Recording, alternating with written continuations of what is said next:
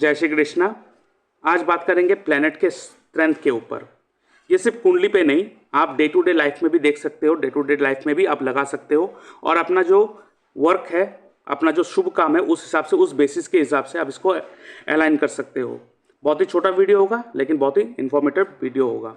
ठीक है, तो आपको पता है ग्रह जो होता है उसका भी अपना एक स्वभाव होता है और उसका स्वभाव जो होता है वो किसी पर्टिकुलर टाइम में बहुत ज़्यादा निखार के आता है। मैं नहीं कहूँगा कि अच्छा या बुरा, क्यों? क्योंकि हर ग्रह का अपना एक क्वालिटी होता है। उस क्वालिटी को अगर हमें यूज़ करना आ जाए तो आप मैलेफिक ग्रह से भी अच्छे रिजल्ट निकल सकते हो।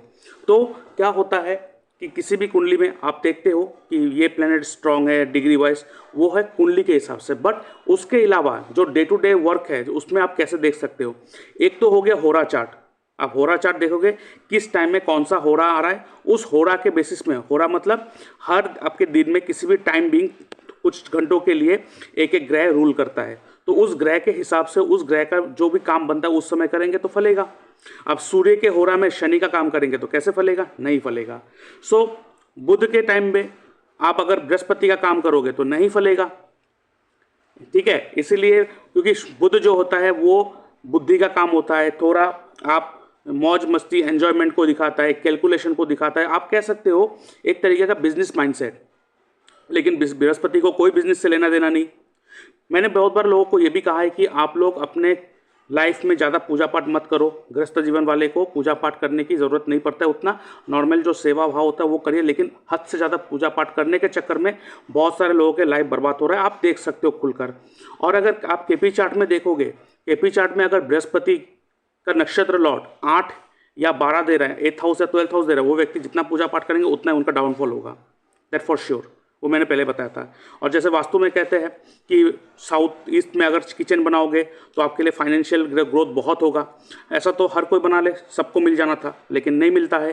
क्यों? उससे हम मंगल से प्रेडिक्शन लेते हैं। अगर केपी चार्ट में मंगल अपने नक्षत्र लेवल पर 8-12 दे रहा है तो आप बना लो साउथ ईस्ट में किचन, फिर देखोगे फाइनेंशियल कैसे बर्बाद होते हैं। तो ये हो गया एस्ट्रो वास्तु, प्लैनेटरी स्ट्रेंथ, वो सारा कुछ हो गया। होरा जो होता है वो बहुत ही इंपॉर्टेंट फेज होता है एक भी डेली लाइफ का। तो कौन से होरा में कौन सा काम कर रहे हैं वो देखना बहुत जरूरी है। कभी कभार हम लोग होरा के ऊपर भी बात करेंगे, वीडियो डालेंगे, आपको अवेयर करेंगे। ठीक है, लेकिन आज बात करते हैं जो नॉर्मली जो स्ट्रेंथ मिलता है। जैसे अभी मैं वीडियो बना रहा हूँ, अभी डे टाइम है। ठीक है, हो सकता है आप इस वीडियो को इवनिंग में भी देख सकते हो, नाइट को भी देख सकते हो, आफ्टर सनसेट भी देख सकते हो। ठीक है, तो इसीलिए अब मैं जो वीडियो बना रहा हूँ, ये वीडियो बना रहा हूँ डे टाइम में, तो इस समय कोई ना कोई ग्रह का स्ट्रेंथ ज़्यादा होगा। और अब देखोगे आपके कुंडली में जो ग्रह स्ट्रेंथ बहुत ज़्यादा लेके बैठा होगा, उसके ड्यूरेशन में जब आप कोई काम करोगे उस प्लैनेट से रिलेटेड आपको बहुत ज़्यादा एनर्जिक फील होगा। आप करके देखना इस चीज़ को। अब बात करते हैं स्ट्रेंथ के ऊपर। अब देखिए जो प्लैनेट्स होते हैं चंद्रमा, मंगल एंड शनि। चंद्रमा, मंगल एंड शनि जो होता है, इनको जो स्ट्रेंथ मिलता है उनको मिलता है एट द नाइट। रात के टाइम में इनको स्ट्रेंथ बहुत ज़्यादा मिलता है।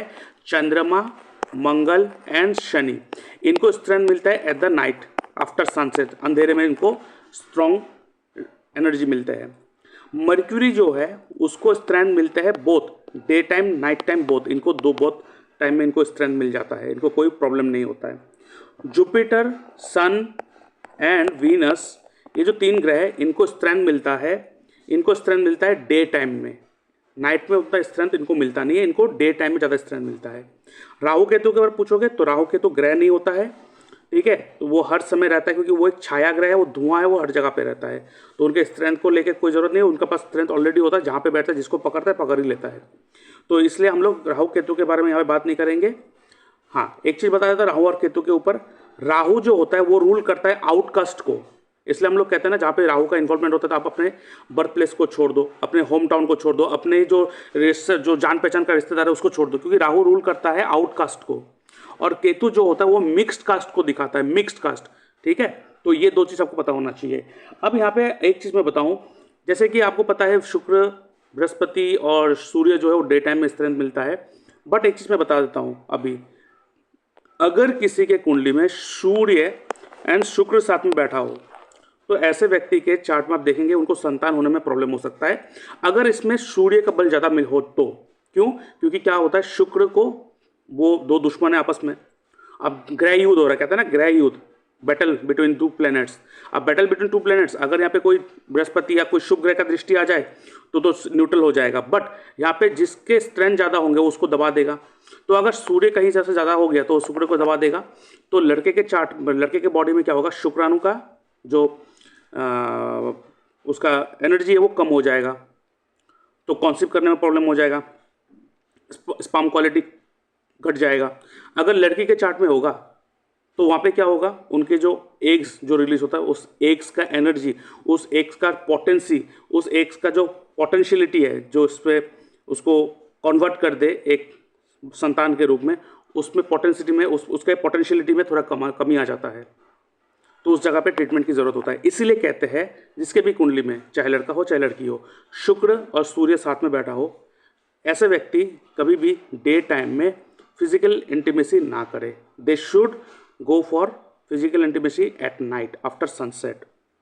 अगर डे टाइम में इंटीमेसी करेंगे तो हेल्थ का भी प्रॉब्लम होगा, संतान का भी प्रॉब्लम होगा, फाइनेंस का भी प्रॉब्लम होगा फॉर श्योर। ये ध्यान पे रखना चाहिए बस, ठीक है। अब बात करते हैं स्ट्रेंथ के ऊपर आते हैं। आपको पता है चंद्रमा का दो रूप है, चंद्रमा का दो रूप है, जैसे कि 15 दिन के लिए कृष्ण पक्ष और 15 दिन के लिए शुक्ल पक्ष।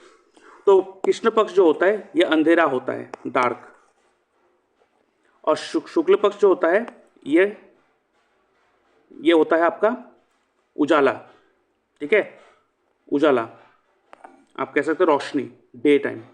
तो कृष्ण पक्ष होता है डार्क, अंधेरा, शुक्ल पक्ष होता है उजाला। तो कृष्ण पक्ष का जो चंद्रमा होता है वो मैलेफिक होता है, कृष्ण पक्ष का चंद्रमा मैलेफिक होता है, और शुक्ल पक्ष का जो चंद्रमा होता है वो बेनिफिक होता है। इसका मतलब जिस समय शुक्ल पक्ष चल रहा होगा उस समय आप समझ लेना कि चंद्रमा उस 15 दिन के लिए शुभ है, तो उस हिसाब से चंद्रमा का रिलेटेड कोई भी काम कर सकते हो। और उसके साथ साथ कृष्ण पक्ष का अगर चल रहा हो तो आप समझ लेना अभी चंद्रमा मैलेफिक है, तो इस समय कोई भी शुभ काम नहीं कर सकते। इसलिए आप देखो कोई शादी हो, कोई शुभ काम हो, शुक्ल पक्ष को लिया जाता है। लेकिन अब आप यहाँ पे एक सवाल पूछोगे आप मुझे, ऐसा नहीं, मैंने तो बहुत सारा देखा है कृष्ण पक्ष में भी शादी होते हुए, मैंने बहुत सारा देखा हुआ है कृष्ण पक्ष में पूजा करते हुए, शुभ काम करते हुए। देखिए वो हम डिसाइड नहीं करते, उसके लिए आप क्या देखते हैं, पंचांग देखते हैं। पंचांग क्या कह रहा है, ये क्यों देखते हैं आप बता देते हैं। इसका भी खंडन क्या है पराशरी जी ने, ठीक है, पराशरी एस्ट्रोलॉजी में पराशरी जी ने इसका भी खंडन करके दिया है। तो अगर मैं बात करता हूँ उससे पहले एक चीज़ बताता हूँ, अगर किसी के कुंडली में आपने देखा है कि वो व्यक्ति जो जन्म हुआ है वो शुक्ल पक्ष में जन्म हुआ है तो उसके कुंडली में चंद्रमा बेनिफिक होता है, वो मैलेफिक नहीं रहता है। और अगर चंद्रमा किसी कुंडली में जो जन्म लिया है वो व्यक्ति का कृष्ण पक्ष में जन्म लिया है तो उसका कुंडली में चंद्रमा जो है वो मैलेफिक काम करेगा, ठीक है। लेकिन पराशर जी ने यह भी कहा है कि अगर किसी के कुंडली में चंद्रमा मैलेफिक है, मतलब कृष्ण पक्ष का जन्म है, और वो चंद्रमा किसी बेनिफिक ग्रह के साथ, शुभ ग्रह के साथ बैठा है या शुभ ग्रह का दृष्टि आ चुका है, तो वो मैलेफिक होते हुए भी वो बेनिफिक बन जाएगा, मतलब वो अशुभ होते हुए भी शुभ बन जाएगा, ठीक है। और एक श्लोक कहा है उन्होंने पराशर जी ने कि अगर किसी के कुंडली में कृष्ण पक्ष का चंद्रमा हो और वो कृष्ण पक्ष का चंद्रमा बुध के साथ बैठ जाए तो उस कुंडली में बुध चाहे मैलेफिक हो और कृष्ण पक्ष का चंद्रमा ऐसे भी मैलेफिक है, तो अगर कृष्ण पक्ष का चंद्रमा और बुध एक साथ बैठ जाए उस समय दोनों के दोनों ग्रह बेनिफिक बन जाता है, शुभ बन जाता है, ऑस्पिशियस बन जाता है। इसीलिए आप कभी कभार देखोगे कृष्ण पक्ष में भी कभी कभार शादी का टाइम निकल आता है, कभी कभार कोई भी शुभ काम करने का टाइम निकल आता है। क्यों? क्योंकि उस समय जो प्लैनेटरी पोजीशन बना होता है कृष्ण पक्ष में भी चंद्रमा कहीं ना कहीं शुभ ग्रह के प्रभाव में रहता है, तो उस समय ही सिर्फ आप कृष्ण पक्ष में कोई शुभ काम कर सकते हो। यह चीज मैं आपको क्लियर कर दिया। तो आपको यह याद रखना चाहिए कि कृष्ण पक्ष का चंद्रमा जो होता है वो मैलेफिक होता है और शुक्ल पक्ष का जो चंद्रमा होता है वो बेनिफिक होता है, ठीक है।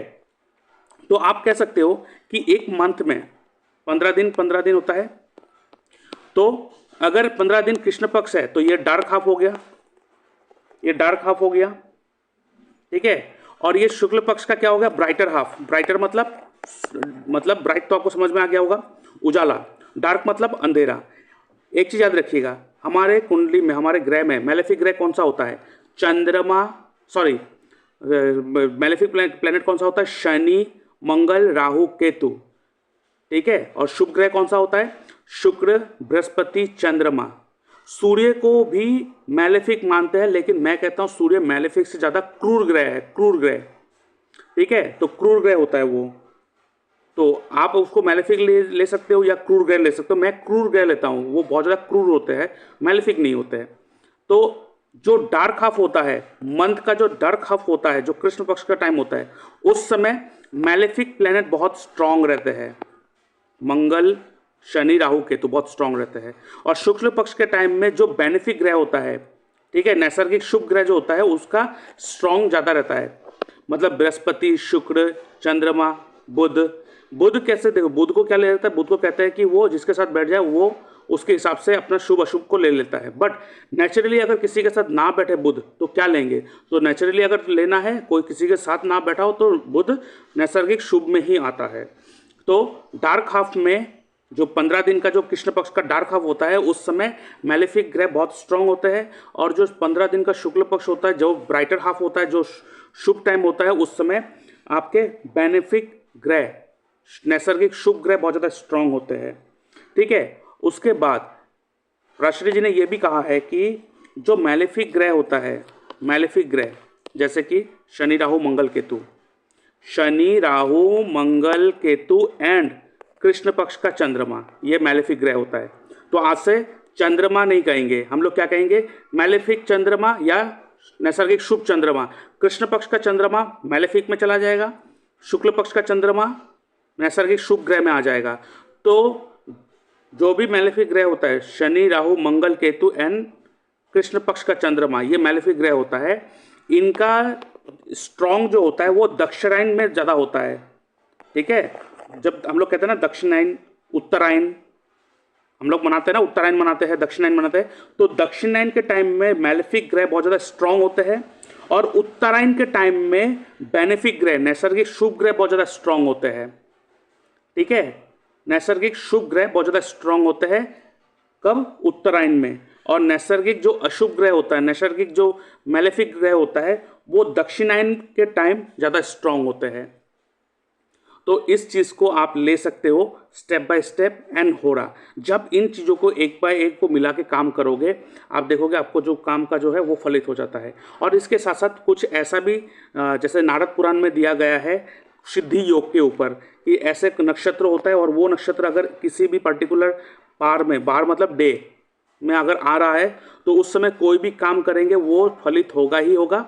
उसके लिए कोई भी आप इसको क्या कहते हैं, समय, अशुभ अशुभ ये सब कुछ देखने का ज़रूरत नहीं होता है, कोई पंचांग देखने की ज़रूरत नहीं होता है, आपका काम फलित होगा ही होगा।